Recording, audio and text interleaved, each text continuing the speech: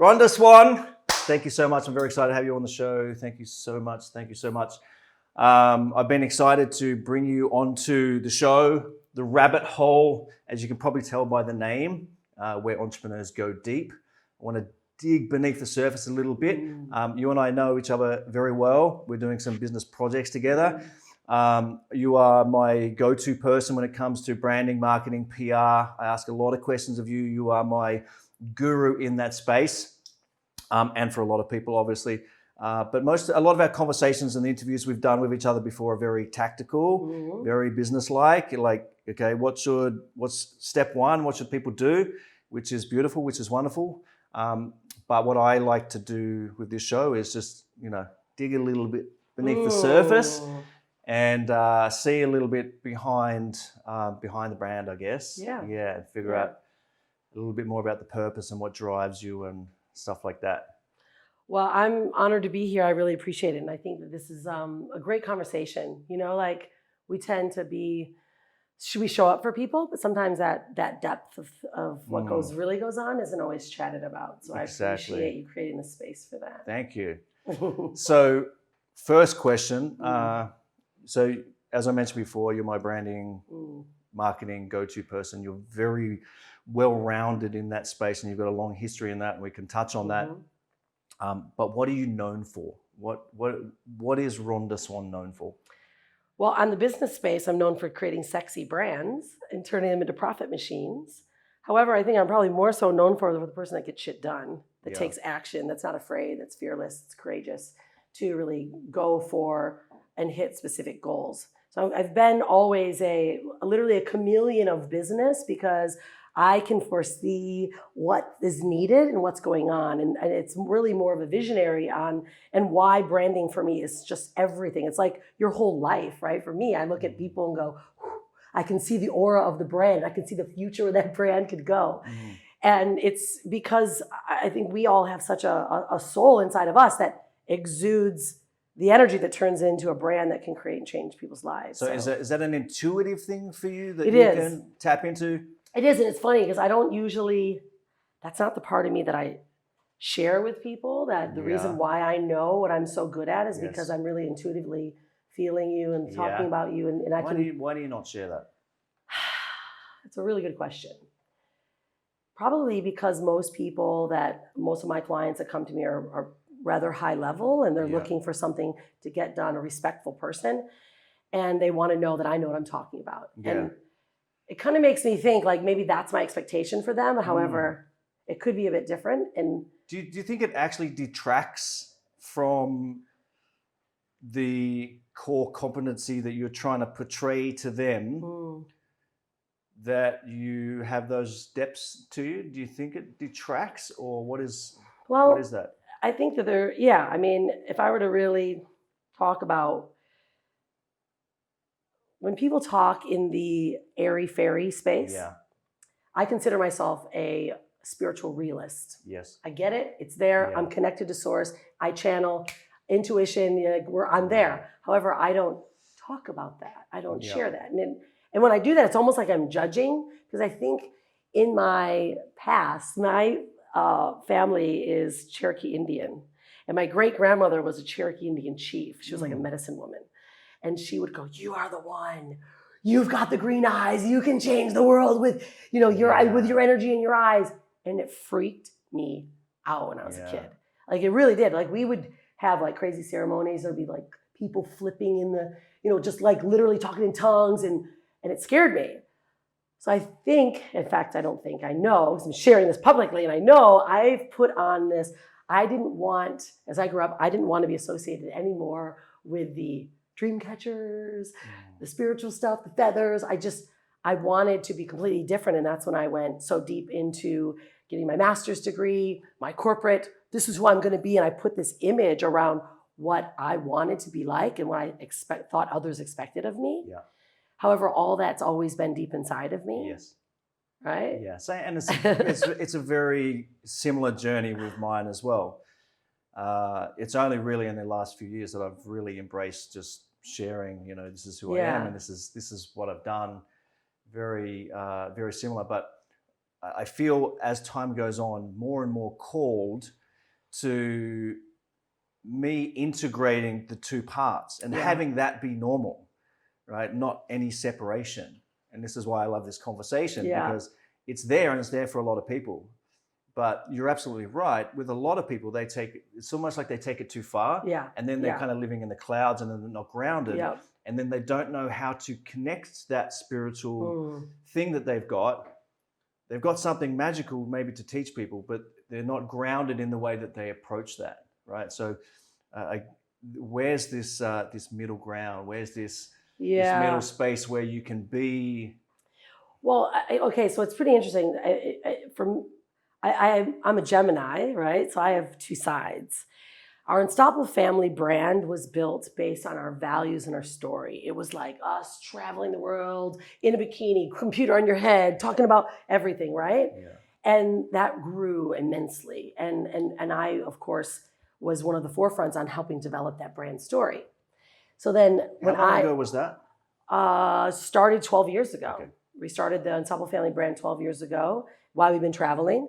And so that was like the persona. Well, about 5 years ago, right when you and I met, is when I wanted to break away from the freedompreneur, right? Impression or freedompreneur personality. Not that I didn't like it, it's still who I am. I was ready to now take a new direction. Is that because, and I don't mean to be judgmental. Yeah, no, this is good. In that space, in that world, that's where you're capturing the attention of the people who haven't yet created anything, right? That's it. And they're the ones who are most captive. They're the ones who are most desperate. Yeah. But they're also as a seasoned entrepreneur, they're at the entry level. They're at the entry level, and you're trying to escalate yourself. I had the exact same thing. That's how we met, through the word freedompreneur. You Googled me. And I used your quote and a presentation. And I did Google you. I Googled freedompreneur. I grabbed a quote. I used it in a presentation. And there were two people staying at your resort. And they went, I was in Panama on the edge over the sea, crystal blue seas, doing a webinar. Lived on a tiny little island, Bocas del Toro, Panama. And I'm doing this webinar. And I put the Monty Hook, and it was the one with the brick. Did you have any idea who I was? No idea. Okay. No idea. Awesome. And these people were on there and they go, Rhonda, we are staying at Monty Hook's resort right now, the one that you had in Ubud. Yeah. I'm like, you gotta be kidding me. And so I reached out to you, I'm like, I'm having an event in Bali in 4 months. Yeah. You have to speak. And what's interesting is at that exact same time, I wrote the book Business Hacker. Right. And I spoke about freedompreneur. Yeah. And what happened for me is unpacking all that information. Yep. I kind of realized it was almost like I got it out of my system. Here's a framework for people to learn from. But then I got the realization that I want to play a bigger game. That's the same thing. Yeah. That's what happened to me. And so that is what happened. I mean, I really felt the shift. And so being a brand developer, right, and someone that wants to visualize a brand, I was ready to create that next level of the brand and take it from being the Unstoppable Family freedompreneurish brand to really being professional and someone that was seen as an expert in that field. And although I've already been in branding, developing brands for 15 years or 10 at the time. So I think it was probably my way of switching and elevating the positioning of the brand. However, right before we started talking, I was like, yeah, my show, I'm kind of ready to start doing other things and bringing in a new conversation into it. Yeah. So I think the pull is there for me as well. Yeah. So can you unpack that pull, that drive? Like, can you describe that? Are you being called to something, like a legacy thing? Yeah, I feel that, especially right now, what's going on in the world, I have always been able to use my voice to shift the way people think, right? Whether it was the way I raised my daughter, the way that we just, dropped everything, started traveling the world and still built multiple 7-figure businesses exclusively online. Like, people were like, what? This is not even possible, right? So I've always used my voice for change and for impact. And recently, I started to do my own podcast shows. I shifted the way I did marketing. And I started to feel that, I have more the world needs from me than me just talking about branding and building businesses. Yeah. That's just me. Like, if you and I could just sit and I could just talk about the extension of this brand and what we could do and where we could do and the PR and it, because it's fun. However, the soul inside of me of what I know I came from, which is probably my great grandmother's, pull from back in the day, is saying I deserve to speak more for the position of women, feminine leadership, and growth of the way the world needs to go. Yeah, and it is a beautiful message, and you are a very inspiring personality, and you are a real example of what is possible when putting yourself out there and breaking paradigms. Like that's probably the one thing that I see about you is you're kind of rattling the cages of what is known as normal. Yeah. So on that, let's go back to, because the Unstoppable Family is probably, it's a massive legacy piece, right? Yeah, it's a massive legacy piece, and you get the attention of a lot of well-known, a lot of well-known speakers and industry experts, etc., who have kind of looked at that as a case study, right? So 12 years ago, you decided to embark on this. You had Hanalei, your daughter was 1 year old at the time. Just turned 1 year. So tell us about that. Like, how did you make that decision? Yeah, well, most people think, oh, congratulations, you traveled the world. You must have had a bunch of money in the bank, right? Yeah. I was completely opposite. So Brian and I met surfing in San Diego 22 years ago in the water, paddling up to each other. And then from there, we lived in San Diego and we bought our first home. San Diego real estate did very, very well in 05, 06, right? Or 4, 5, and 6, really well. The real estate market was booming. So I had a pull to never put a child in daycare. And that was it was a huge paradigm shift for me because here I am 30 thinking I'm being, groomed to run a massive corporation. I worked for a Fortune 100 company. I was a huge executive in this company. I was a division manager in GlaxoSmithKline Pharmaceuticals. So I was being groomed to run the whole Western division. I run $500 million in ad campaigns and marketing campaigns every quarter. Like it was major position and I wanted. And then one day I witnessed this woman put a baby in daycare and she was a 6-week-old baby. My boss that I wanted to be like is standing in front. This woman walks in the meeting 15 minutes late, and I'm sitting there just like Jane, and she's like, "You are late." And this woman's face just trembled, and her lip is shuddering, and she's like, "I'm so sorry. My 6-week-old baby was just dropped off at daycare." And she's like, "If you want to keep this job, you will be on time, and you'll pick up drop off your baby." And I'm like, whoa, like this whole shift. I don't know what it was. I don't know if men would have the same shift or not, but I went, fuck this. Yeah. Are you kidding? You're going to be that bitch? And I saw myself in the mirror and went, oh my gosh, I'm not doing this. So I went home right away and said to Brian, I'm quitting my job. I'm going to work online. I'm going to figure something out. And he's like, you got to be freaking kidding me. Like we just bought a 5-bedroom house, our second home. And that's why we have 5 bedrooms, so you can raise a family, but we need your income. Because he's a robotics engineer. I was executive, and we both did pretty well, 6 figures. And I said, no, I'm going to figure something out. And because of that drive, I started searching. And it was weird because I would never do this. I searched work-at-home mom. Yeah. This is when I was like, I will never have kids. I'm going to build a corporation. I was like, super hard ass. And I typed that in. And it was weird because this is back then. This is in 04 when the internet was around, but we weren't even really using email back then. Right? Like think about 04, no social. And obviously you could Google things, right? We're not even Google. I don't think it probably was like Netscape or whatever. And I just Googled work at home mom and all these crazy websites like, work at home. And the one said CEO income working from home. And I went, that's me. I'm in. Clicked on it and it was super plain website, like crazy pictures and stuff. And of a woman that was a waitress that had 4 kids that was making $40K a month. And I went, oh, you gotta be kidding me. All right, I'm gonna call this number because it was a call. It was like a website to a call, which is really funny. And I talked to this lady. I'm like, all right, work from home, making this kind of money. And it was a personal development company and you're reselling personal development products. And I said to Brian, I think I found something. And he's like, what are you talking about? I said, I'm quitting my job. I think I'm gonna figure this out. And sure enough, he thought I was insane. And he's like, you're a smart lady, you have an MBA, you're executive in the company. What the heck are you talking about this internet thing? But I had just watched an interview with Steve Jobs. And this is when Steve Jobs was, Apple was really I had been around for a while, but this is like really when Steve Jobs was predicting trends, like what's going on in the market, what's going on in the world. And he said, if businesses are not aware of online space and they're leveraging that to market or build their business, they're going to be left in the cold. I was like, well, heck, if it's just starting now, why not jump in, right? Why not be in the front of the curve? And so I could just ride through it and learn. And that's what I did. So I just started learning Google Ads, 3-line Google Ads. And I'd sit my credit card on my lap, listen to Perry Marshall, learning how to do Google Ads. He was my guru, Perry Marshall. And I would just play stupid ads. The same one that I answered. CEO income, working from home. Don't believe us? Don't click. CEO. And then I had signs, like I had big, huge signs. I have a picture of it, in fact, with Hanalei, like a tiny baby. CEO income, working from home. Don't believe us? Don't call. I mean, it was ridiculous. But that's like guerrilla marketing back then. Yeah. But just from that alone, I started that company, quit my job 3 months later. Brian freaked out.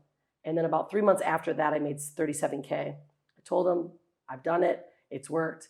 I extended the credit like madness that we're living the Joneses.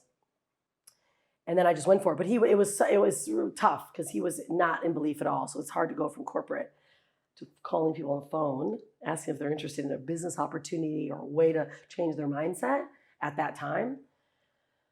But here we are now. That's been 12 years. So when we built this company, and that was actually 15 years ago, and we got real cash heavy. So the house is sold, everything's great. I start this company, we're jamming, like I'm talking 50 to 100K a month.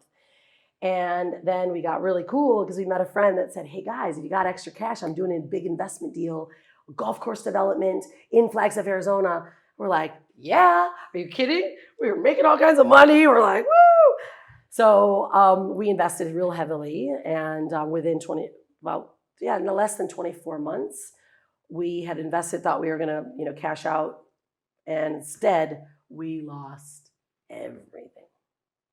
Very green, made $500,000 the first house, $500,000 the second house, gave all of that plus every nest egg, signed our name on 26 construction loans, $1 million construction loans, our name.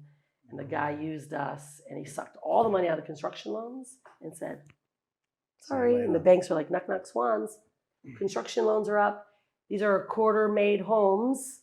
Oh. And yeah, so because of that is actually why we're traveling. Yeah. Because of the decision we had to make. So if you could turn back time yeah. to that incident that happened where you lost everything, yeah. would you change it? Or would you go through that, knowing what's come out of the last 10 years or whatever? Yeah. Would you still allow that to happen? Would you be, another way of saying that is, would you be the same person and the same family that you are today without that circumstance? Well, I mean, if somebody would have told us back then, hey guys, you're going to lose everything, but don't worry, because you're going to travel the world for 12 years, your kid's going to be awesome, you're going to inspire more people to live their dreams now, I would have went, you're absolutely insane. No, I'm not losing all that. There's no way, because even at the time, we were growing and thought we were amazing people. However, the stuff around us is what our identity was becoming. So I thought having all those things were going to make me a better parent. Is that still remnants of being trapped in the matrix from the corporate life and being one of the Joneses? Well, I think so, because even growing up, though, my family didn't have it all, right? It was always about money. There was always a problem. And I remember vowing, I will never make a decision based on money, because there were things that would happen where, like we wouldn't go places or wouldn't go to dinner because of, we wouldn't go to people's dinner parties or certain things, or there were people that were wrong because of the amount of money they had as I grew up. And I don't blame my family because it's all they knew. But I remember going, this is not okay. Like, I don't want to live like that. And I remember saying, I think I was like 16. I was like, I'll never make a decision. I even wrote it on a piece of wood and broke through it. And I wrote, I'll never make a decision based on a price tag. Yeah. And because I was so adamant about that. So I think that was part of it. I thought, well, the more successful I am, I'll have more money, so I don't have to have those thoughts. Right? And I don't have to have those thoughts, so I don't have to ever worry about it. But what happened, I think it evolved into corporate. The more you have, the more you get. Yeah. Then all of a sudden the identity, the more the status that you've got. All of a sudden I'm driving Mercedes, and I'm barely driving them. And I got 2 of them now. And I'm like, wait a minute. Yeah. this is not who we actually are. So when we lost it all, the world like blinked in front of our eyes, and we actually realized that we had become really shallow. And we didn't think that we were. Yeah. Like we didn't even know. And had you not lost everything, you might be on the same, I mean, you might be filthy rich, but would you be the people you are now? No. Would you be inspiring people the way that you are with the deeper, there's no with that way. deeper message? Yeah. Because I didn't even get, like I was still into personal development for the 3 years, really deeply, like Brian creating our perfect day and visualizing what we want. Like but I was also an athlete, right? So for me, visualization was like second nature. I think it, I get it, like I could see it, right? However, it was about the identity, and I didn't know much about that until now that we've gotten through this, is that we were so attached to what people thought about us with the stuff that we had. And then I thought that was what was going to make Hanalei's life better because I didn't have it. So I'm just trying to build up all this wealth and these like barriers around this child. And here we find out we're losing everything. Hanalei was 33 days early because I was so stressed out. And she was supposed to be born at home. And I called my doula. I'm like, whoa, my water's broken. Oh my gosh, I'm going to have this baby now. And she's like, I can't do it. I can't come. You have to go to the hospital. She's 3 days too early for me in California law to actually deliver her at home. And it's because my body was so stressed out because we just found out everything, was crashing down. And we got like literally Brian had a ring on his phone that was like, so we knew when the debt collectors were calling. Like it was your stomach would be sick, right? Like it's like an anchor for every time. And it came to the point where we're like, just screw the phones. Like I don't even want to turn off sounds of the phones because it was so bad. And I mean, I'm serious. I know people, it doesn't always sound that way to others. Like, oh, sure, you're standing in this big house, you have all these cars. However, when you're living up to the Joneses and your money is meeting what you're living up to, and your mortgage of the house is like 12 grand a month. That never ends. It never ends. Just the houses get bigger. Exactly. Yeah. And it was disgusting. Even consider like now, like to consider that we paid $12,000 a month just to walk into the door. There was no power, no Wi-Fi, like none of that.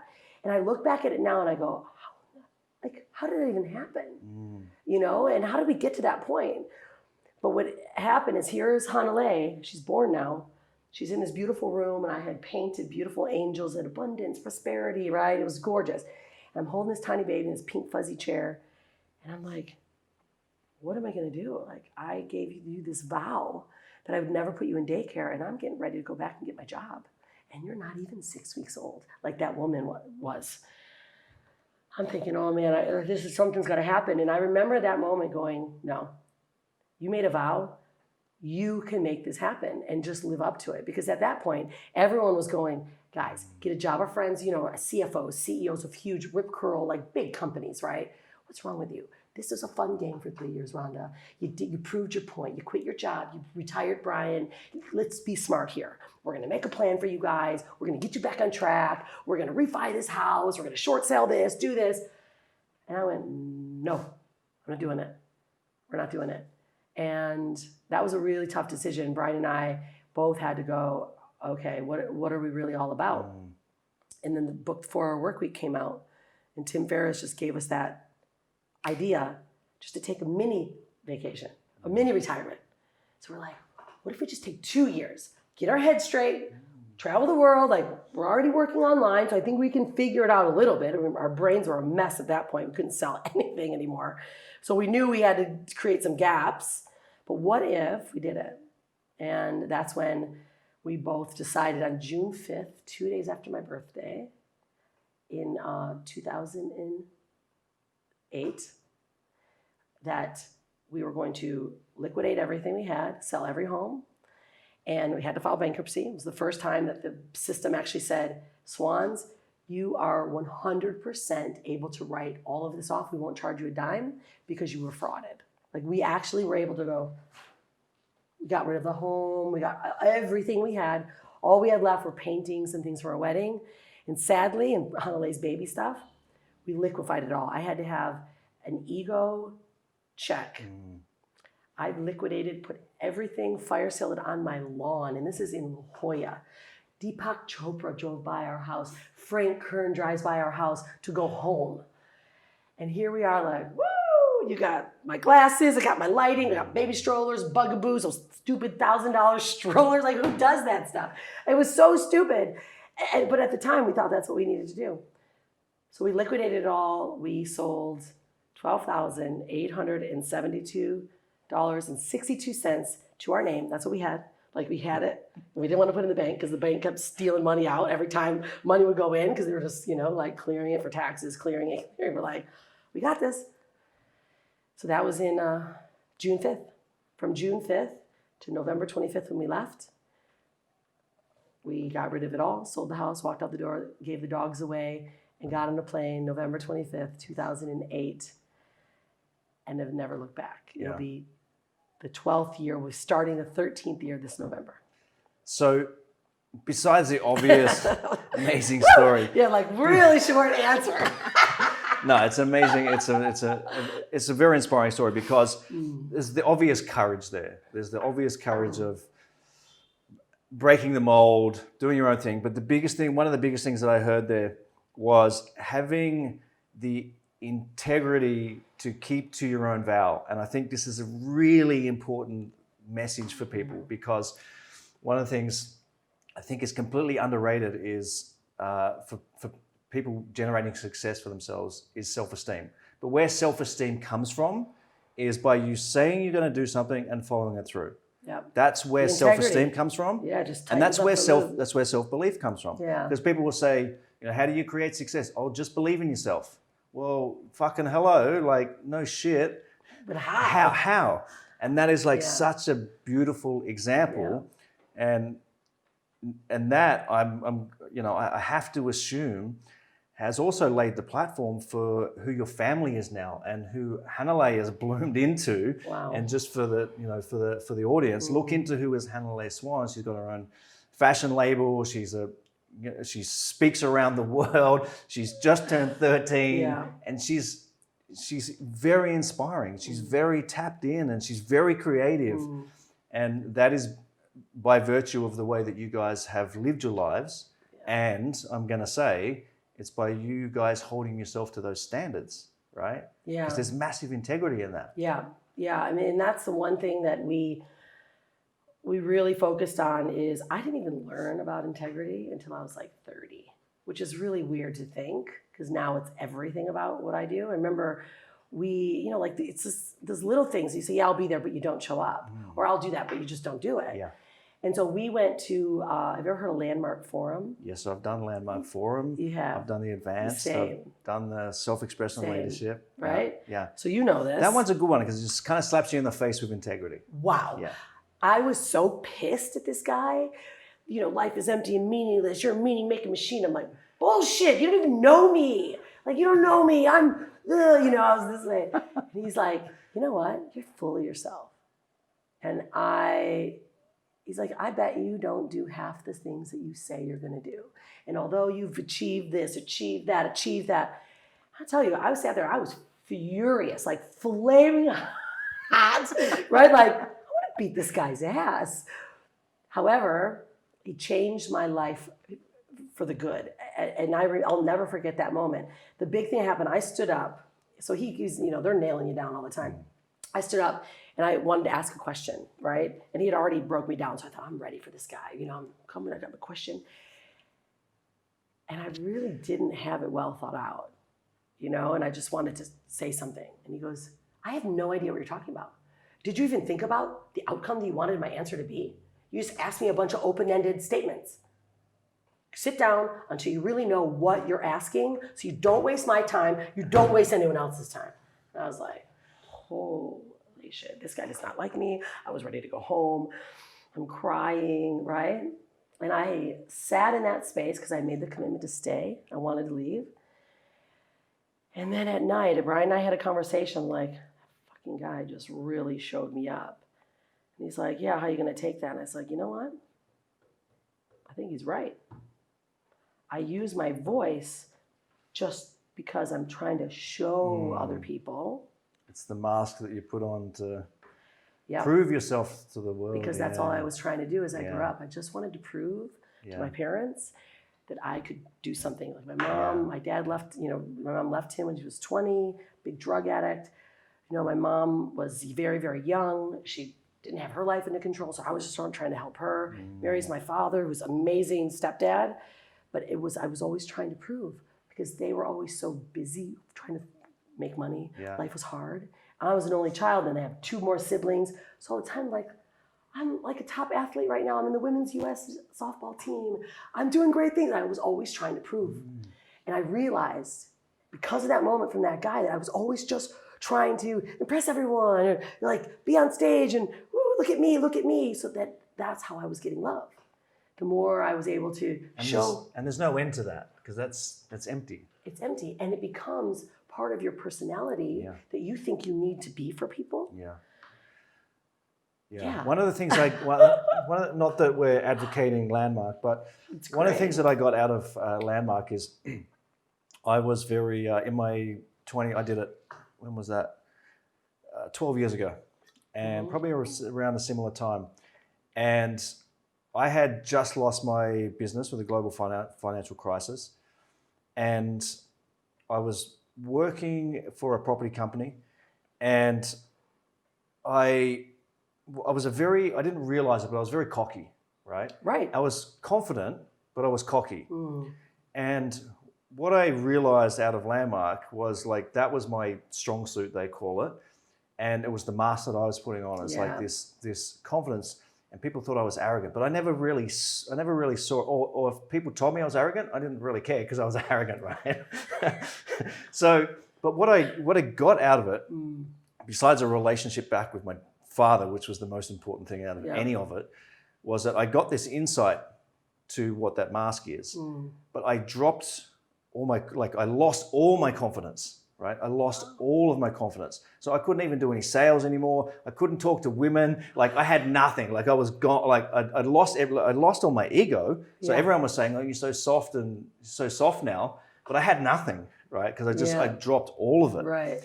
But then when I did the advanced course, something switched, and one of the leaders said to me, you can have those things. You can be confident. You can be arrogant, as long as you own it.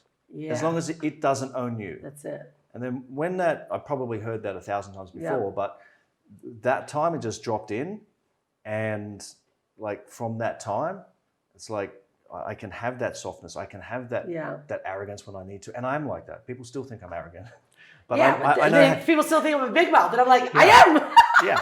But I'm not doing it for you. It just makes me excited. Yeah, I get excited when I do it. It's different when you have the conscious awareness of it, and you're in control of it. Yeah. So here's a question for you on this topic.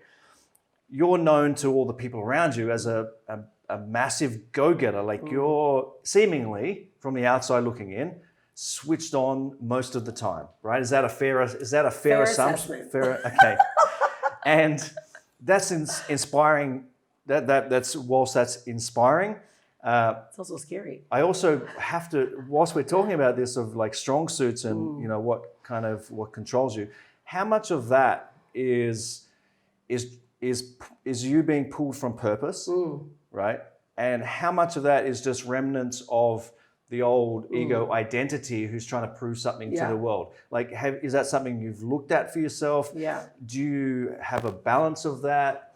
Is this a conversation that you have with yourself? Yeah, absolutely. And I think it comes down to when we actually really do own who and what we are. Because for me, I'm just freaking excited about life. Yeah. I'm excited. That's truly excited. I'm oh, this is amazing, right? And when I say this, it's so truthful, because I love amethyst. It's a great gift for my family. I'm wow, what a great, I just truly am interested in and excited about so many things. And it's come off where people are like, oh, she's just fake. Someone actually recently said this, and it bothered me for about a day. They're like, oh, Rhonda Swan, she's just so fake. She just talks the things that she wants us to hear. And someone told me, and it hurt me inside, because I'm such a true, genuine person. However, I'm so hard. People see me as just being hard, that they don't realize how soft I am. Yeah, exactly. So I really care about everyone. So when I give someone a compliment, it's because I'm I really mean it. And that is, it can become a challenge at times. Yeah, and because if you're in your circle, we know that, I mean, I came to an event you had the other day, and we're doing breath work and meditation, and it's a beautiful experience. And you invite people into your home and like put food on, and it's like, I mean, you're the most generous, soft people that I know, right?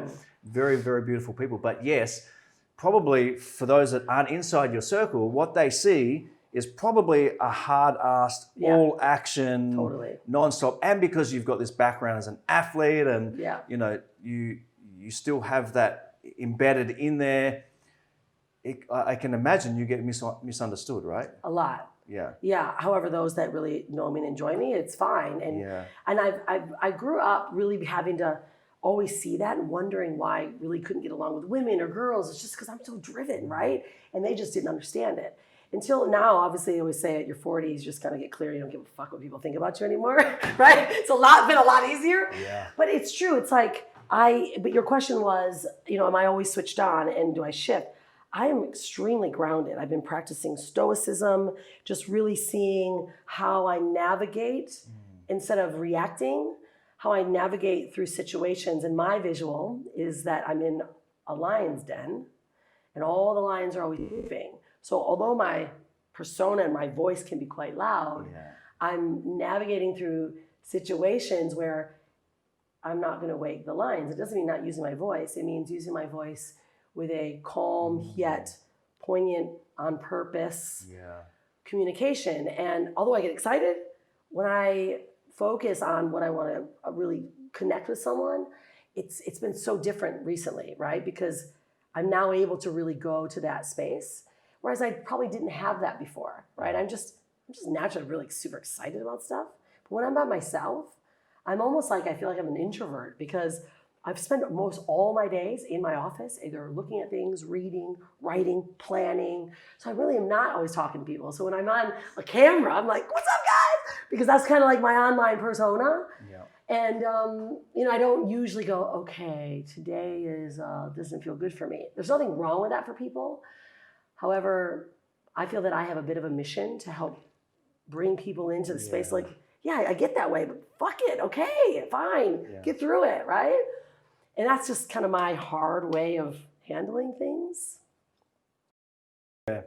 But there's nothing wrong with that at all, because, and I'm a little bit the same. Like if I'm going to mentor somebody, I'm kind of for the throat. Yeah, right. And some people can't handle it, and that's fine. You can disappear. But for those who can handle it, it's massively impactful and transformational, like quickly. And the relationship I have with them is so tight. Yeah, it's the same. Yeah, I mean, and I have found challenges along the way with who I am as a personality, and just who I truthfully am to help others. And what's funny is I see people showing up that's not their true authentic self, right? So they're like almost posting, like, whoa, you're not wrong here.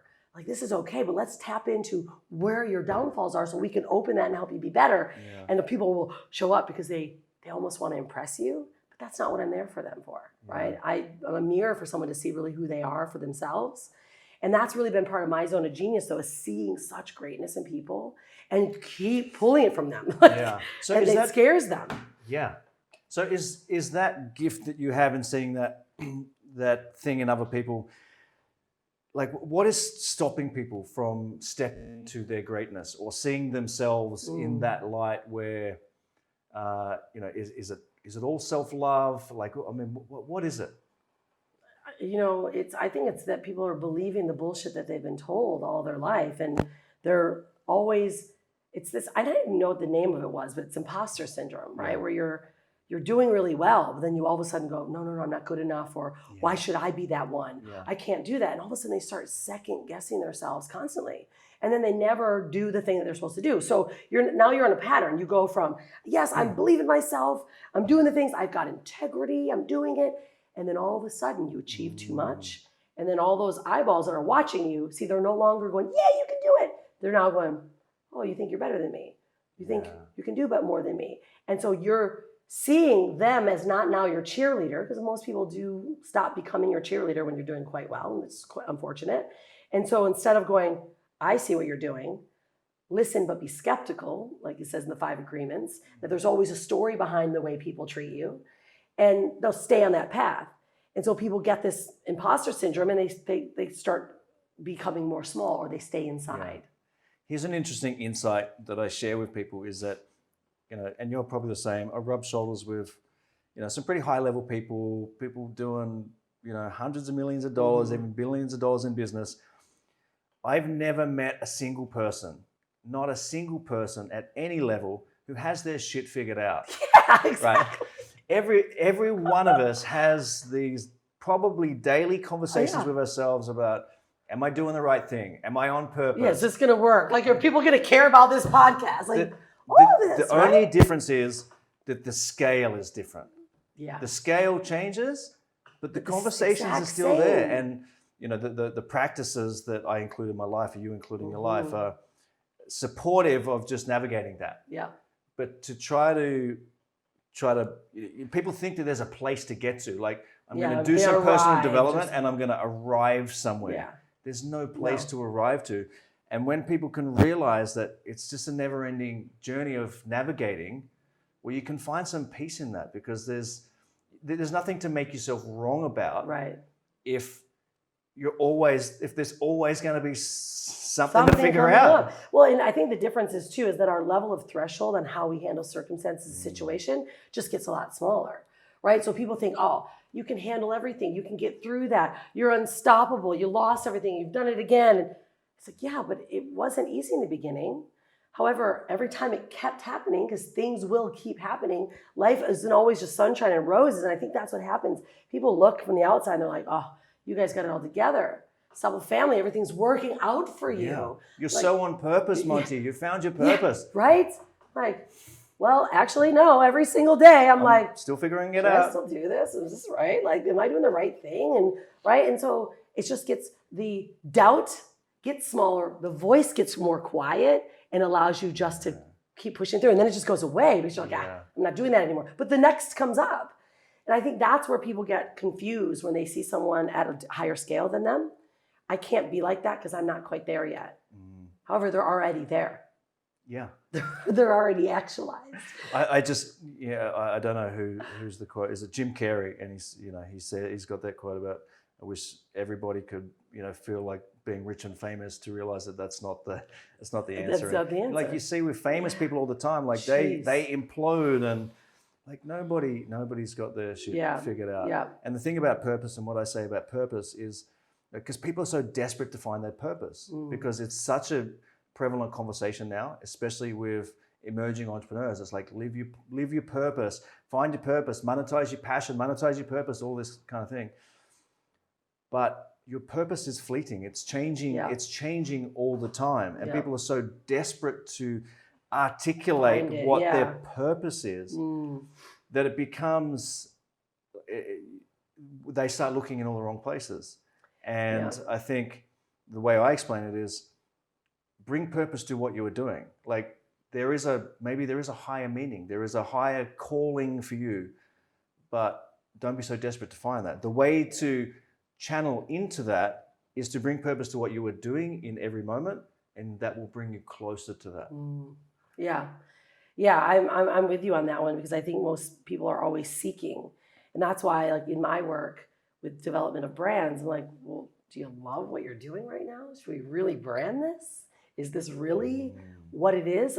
Instead of branding that, because that's more like a product or a service that you do, let's brand you. Like, what do you care about? What are your values, right? And then people start to see, wait, I actually am, whatever I do, it's coming through me, right? So the values of who you are and what you're being, your true authentic self, is this service. And then you get you're in alignment with whatever the vehicle is, or whatever the tool is, or whatever the.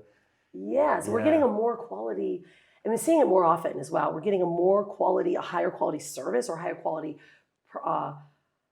product from someone, or just someone that's really showing up in a different way, right? And I think that's really where the world is shifting, especially on the conscious level. There's a lot going on in the world, right? We all know this. However, those of us that get it. They're more self-actualized, if you will, knowing that that's not happening to us. It's happening for us so that we can make a better decision. Yeah. I'm seeing the sword, and it is sorting, right? And all of us, we're all here in Bali. We're not talking about this stuff every day at all. In fact, ever. There's no toilet paper Yeah, debacles here. sure. Well, we got the master blasters in Bali anyways. Who needs paper? Yeah. So let me ask you a question about what supports you in terms of your daily rituals, your practices, whatever it is you do every week, every month, especially daily, to support who you need to show up with the energy that you bring into life. Yeah, I'm very ritualistic. So every morning I wake up typically between 3 and 4. And I do my rituals a little bit different because I really enjoy that moment. Like if I wake up at like say 3:30 and it's just a natural alarm, I lay in bed and I just give instant gratitude to the things that I absolutely love, right? Get my mind in the right space. And then I get up and I get jamu, turmeric, right? That is like, I cannot start my day without my jamu. It's like coffee for most. So it's my jamu. And then I do the turd walk around my house, which is feeding my turtles. Okay. You know my turtles, right? The turtles in the swimming pools. Yeah. So I come down and I do the turtle walk and feed the turtles, and then from there I either swim or I will do a yoga at the top deck. It's usually swim, yoga, and then I'll do my boxing or walking. Every other day we do something different. And after that I do a meditation. And so before I start my day, which is typically because my USA clients, I usually start getting myself ready around 8 and I start at 9. I do about a 15 to 25 minute meditation. And I've been using this really cool app called Sync Tuition. It's very, very cool. And that's like my ritual. Like if I don't do those things every morning, I don't feel like my day starts properly. Same thing like my Monday, I have a CEO day. If my CEO day does not start and I go to Istana on Monday. So CEO day is just your like self-care? It's my total self-care. There's no clients. I still do my morning ritual, which is from about 5 to 7 a.m., right? I get that, all the jamus, the turd walk and all that stuff done. And then we go right to Istana, which is the cold pools. And like they close the cold pools at 11. So the other day I had a podcast on Monday. And this guy kept asking me questions. And I'm like, yeah, so I'm just getting ready to start my CEO day. And he kept asking me questions. I'm like, man, you got to get the hint, brother. So I finally said, hey, it's CEO day. The cold plunge pools are closing in about 35 minutes. If I don't go, I won't have a great week. Thanks for having me on my show. I got to go. And I literally got on the bike, hauled ass over to Istana, instantly got in a spot. And was like, oh, yes. Oh my goodness. Cold pool, spa, cold pool, like for 25 minutes. And I was so different of a person. I was like, I was trying to get out of the house. I was really edgy and pissed off at the guy a little bit. Great guy, but you're going to fuck up my week. And I think this is a really beautiful lesson because we're so trained to take massive action, be hustlers, and it's not detracting from that at all. And this is the way I live my life now is I spend literally 4 or 5 hours a day in the gym, in saunas, cold pools, getting massage. Like it's like required. it's just sharpening the axe. Yeah. It's sharpening the axe. And I think so many people get lost in that hustle and that it ends up becoming an addiction, which becomes very hard to break. And actually what you might find is if you took 1 hour out of that hustle and spent that meditating, like the impact that would have in the other 9 hours, 11 hours, 13 hours, whatever that you are working, like you would get twice as much done. Exactly. I didn't used to believe that though, like at all. I mean, I was go, go, go, go. And until I really understood the impact that the stopping had, I'm so much more productive. I can get, 2 days worth in 4 hours because you're just focused. You're just on point, exactly. And you feel good, right? Yeah. And I think the other part of that is as well as having, showing up with that, being in a state of, massive focus and being able to really zone in and be mindful in your work is by taking time out of your day, by breaking the paradigm of, okay, I've got to be the one to be moving all the time. Yeah. When you can break that pattern, like for me, it's like I've gone from working 12 hours a day to working maybe 4 hours a day. But what that has done for my paradigm by shifting that balance is I have to put people around me. Like my paradigm is I'm still going to scale. I'm still going to keep, but it's now I have the capacity to make things move around me instead of me being the one to move.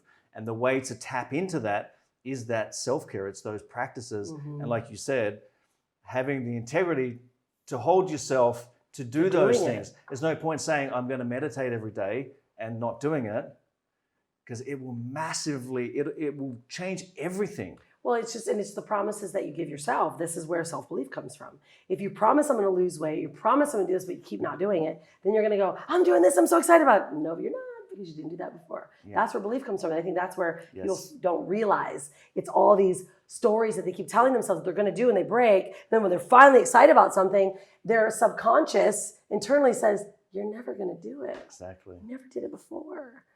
And this is where the paradigms start to shift. And I think people become more aware once you just actually start doing what you say. Yeah.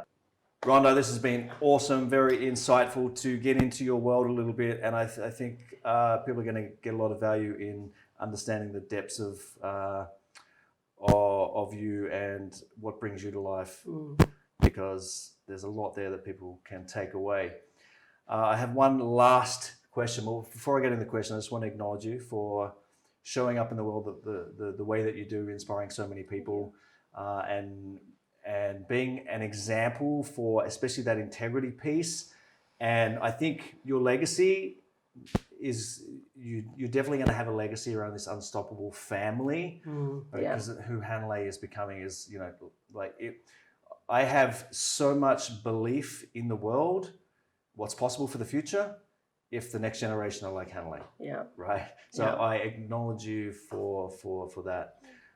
If you had a one-time superpower to have mental telepathy, to tap into the minds of every single person in the world, where the language was translated, you could give one message to every single person in the world, what would that message be? So one message to all of the gurus, because I'm like seeing all the faces. I'm seeing Martin Luther King, I'm seeing Gandhi. Every human living now and past. My message to them is to look at yourself in the mirror every day and give yourself love and gratitude for the work that you're doing right now, and to know that you are worthy and the world deserves you on this planet. Give yourself a big virtual hug. On that note, Rhonda, thank you so much. I really appreciate it. I'm very grateful to have you on the show, and see you soon.